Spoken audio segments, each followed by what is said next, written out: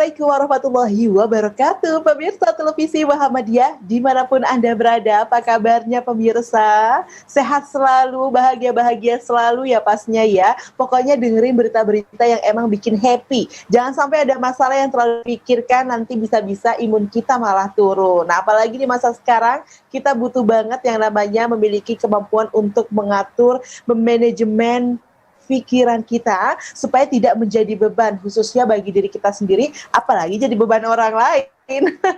Nah, pemirsa, seneng banget nih saya Irma bisa kembali menyapa pemirsa dalam PTV Show Ngobrol Sering tapi nggak bikin boring, karena kali ini aku juga mau ngobrol sama seorang santri. Aduh, kalau santri itu ada namanya mantan nggak sih? Langsung aja nanti kita akan ngobrol ya. Tapi yang pastinya seorang santri yang mendunia, yang dimana kemudian punya semangat ya untuk terus belajar. Tapi ini juga nih satu tips bocoran dari aku, karena aku juga mantan santri.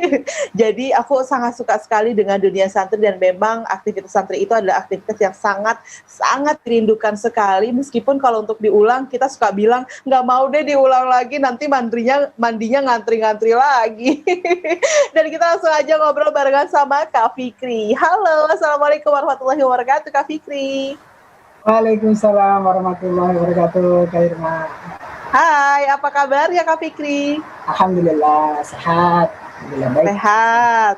Oke, sedang ada di mana nih sekarang nih Kak Fikri? Oke, saat ini saya masih di KL ya Kak, masih di Kuala Lumpur, masih di asrama ini. Jadi kita masih terkurung juga, nggak bisa kemana-mana di kampus, masih di kampus. Oke, ini di Kuala Lumpur, ini aku aja udah pengen banget nih bisa kembali ke Kuala Lumpur lagi, karena Kuala Lumpur tuh kayak jadi satu negara yang dekat, terjangkau, tapi emang bikin ngangenin gitu loh. Betul banget sekali Kak, karena memang tiap tahunnya, nggak tiap tahun sih, pastinya tiap bulan per hari itu pasti datang turis-turis, dan turis paling banyak itu diakui juga datang dari Indonesia. Apalagi saat ini ketika betul-betul pertama kali pandemi ini Kak, artinya turis yang paling turun besar-besaran itu ya dari Indonesia. Itu dia. Betul banget. Tapi memang sampai dengan hari ini Malaysia sendiri belum bisa menerima kedatangan turis gitu kan? Betul, memang ya di saat ini semua hampir tidak diperbolehkan, kecuali mungkin nanti tahun ajaran baru sepertinya Kak akan baru mulai berdatangan lagi, pasti dengan protokol yang ketat. Amin. Kalau aku juga sudah rindu banget nih pemirsa. Percaya deh kalau misalkan pemirsa ya belum pernah pergi ke Malaysia atau Kuala Lumpur, cobain pergi ke sana. Memang dekat, memang terjangkau, memang kesannya kalau cuma sekedar melihat video-video traveling, Malaysia itu ya sama aja mungkin ya berasa kayak ada di Indonesia, tapi tetap deh asli suasananya itu beda banget, dan emang bener-bener kayak refreshing, bisa santai ya ke Malaysia, karena kalian gak akan sulit menemukan makanan-makanan yang cocok sama lidah kita orang Indonesia gitu kan. Nah, gimana nih pengalaman dari Kak Fikri sendiri berada di Malaysia? Oke, baik, pertanyaan menarik sekali ini, karena saya datang tahun 2019 kan Kak ya. Tahun 2019 saya datang di akhir tahun. Nah, dan tahun 2020 pastinya di bulan Maret itu ya, itu kan perdana pandemi ya. Yes. Nah, lalu memang pertama kali yang pengen saya tuju saat berangkat ke sini tuh adalah KLCC. Oke, betul. Itu salah satu ikon, wah nggak abdol nih sebelum kita ke sana. Jadi berapa hari setelah kita sampai di KL ini, kampus, enrollment, pendaftaran, semua sudah selesai. Apalagi yang belum nih? Jalan yuk, jalan. Kita cari tempat yang pertama kali ya kita tuju ya Batu Cave yang terdekat dari kampus. Setelah itu ya KLCC, merasakan naiknya monorail juga, LRT sini ya. Nah, hanya tempat-tempat dekat pertama dulu sih, biar kita tahu jalan juga gitu kan. Betul.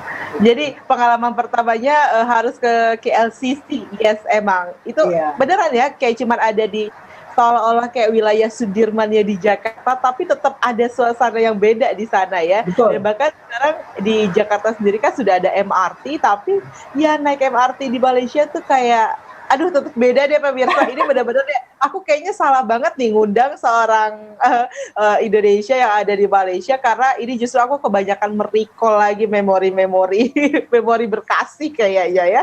Oke, baik Kak Fikri. Ini menarik Kak Fikri ada di Malaysia adalah untuk belajar. Kenapa sih tertarik untuk belajar ke Malaysia? Baik, ini pertama ya Kak. Yang paling utama itu adalah saya pengen coba yang namanya networking. Mencari networking yang lebih luas. Lalu di samping itu saya tengok tuh ternyata Malaysia ini secara keilmuan syariahnya ya, khusus kepada fikihnya, fikih syariah ataupun ekonominya itu sangat terdepan gitu. Secara banking, lalu Islamic banking, lalu saya tengok daripada warga sekitar, lalu juga Islamic culture-nya itu Malaysia sangat mendukung untuk kita menunjang akademik kita gitu. Nah, sebelumnya sih memang punya ada rencana untuk ke Timur Tengah, lalu juga untuk ke Eropa, itu sempat saya tulis dalam impian saya gitu. Lalu saya bertanya lagi pada diri saya, hati saya, mana nih yang mau saya tuju nih? Nah, hingga pada suatu cerita datanglah kawan saya menemui, Zal, ayo daftar yuk ke Malaysia. Jadi jiwa saya terpanggil lagi tuh untuk belajar lagi, akademi lagi. Ada kawan. Yang kedua, ya memang kita masih ada giroh untuk belajar. Betul. Kenapa enggak ya kan? Oke, kita coba yuk. Nah itu betul-betul saya seriusin. Akhirnya, alhamdulillahnya kita berangkat dan bisa ya.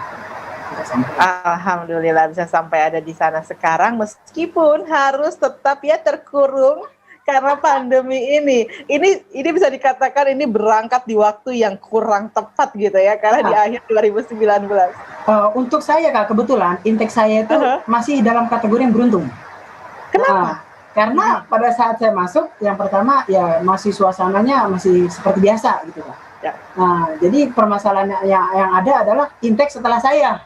Angkatan setelah saya masuk, itu baru ngerasain perkuliahan 2 minggu atau 3 minggu, belum ada 1 bulan, itu langsung lockdown Kak. Aduh, justru kasihan kawan saya, belum kemana-mana, belum kesini.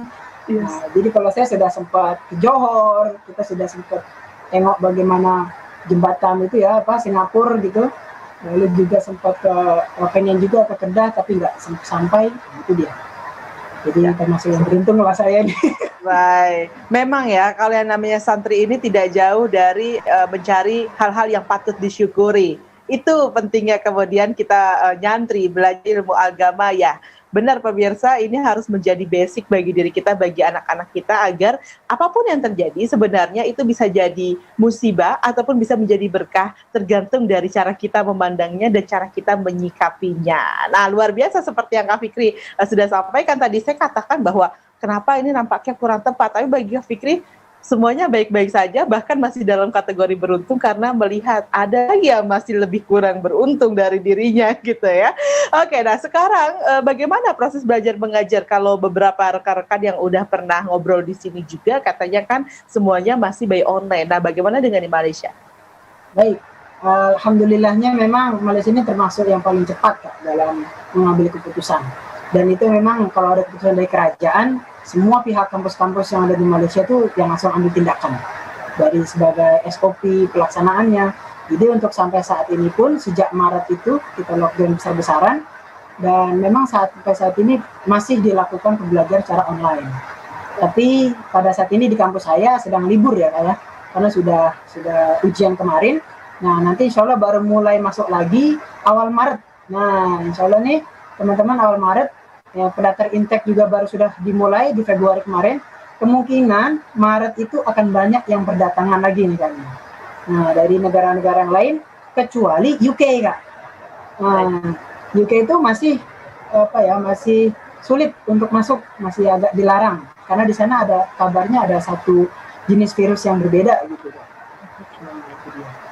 Tapi untuk yang lainnya masih punya kesempatan ya. Jadi ini untuk para siswa-siswa yang mungkin ingin melanjutkan pendidikannya ke Malaysia bisa mulai cari informasi ya Kak Fikri ya, agar tidak telat lagi. Nah kalau misalkan tips dari Kak Fikri ini bagaimana sih cara kita untuk mengetahui pendaftaran misalnya ya kampus-kampus di luar negeri termasuk di Malaysia. Karena kalau di Jakarta kita mudah lah ya, langsung aja datangi kampusnya atau tanya orang-orang di informasi di Indonesia sendiri, itu sangat mudah sekali. Lantas bagaimana kalau ingin juga belajar di luar negeri seperti Kak Fikri? Ada tipsnya nggak?